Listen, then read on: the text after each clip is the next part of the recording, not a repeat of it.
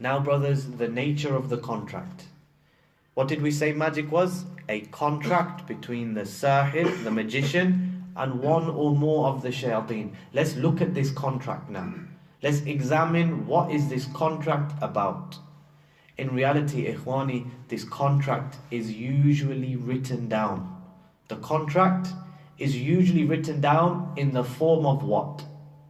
In the form of a taweez. The contract is usually written down in the form of a taweez. And so when you find shapes and these lines and these stars and all of these different signs and symbols within the taweez, you need to know that they are there for a reason, and they all mean one thing. They all mean something, they all have a meaning. The reason why they are there is that they are there as a contract.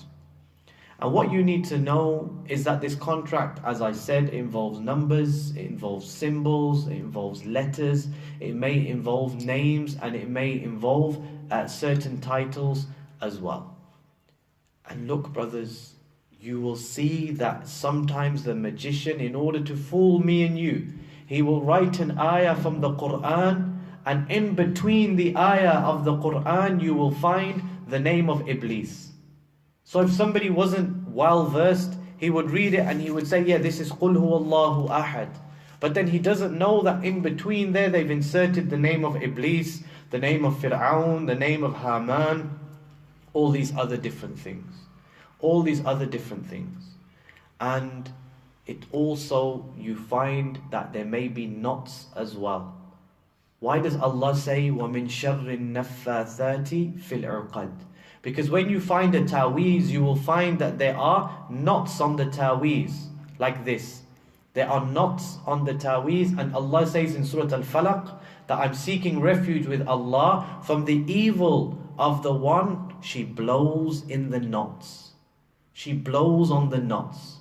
Now how do they do it? They will have a knot and then they call upon the shayateen, and as they are calling upon them, they are blowing in the knot. So let's say there's a shaitan, and we always find it a baddu. Yeah, it's called baddu. They will say, Ya baddu.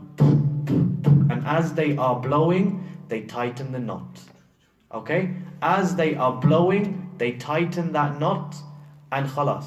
Now in reality, that knot doesn't mean anything, but it's because that person has taken the means, he's done that, and he knows that it's disbelief, and he thinks that it has some ability. Then the shayateen are going to work for him. Does that make sense, brothers? That this knot, in reality, you could take it, you could cut it, it wouldn't prevent you, it wouldn't defend itself. It has no power. The knot doesn't have any power, but it's the symbolization and the significance of what they're doing. That's why the shayateen, they can go, and after they've done that, they will go and they will work for that person.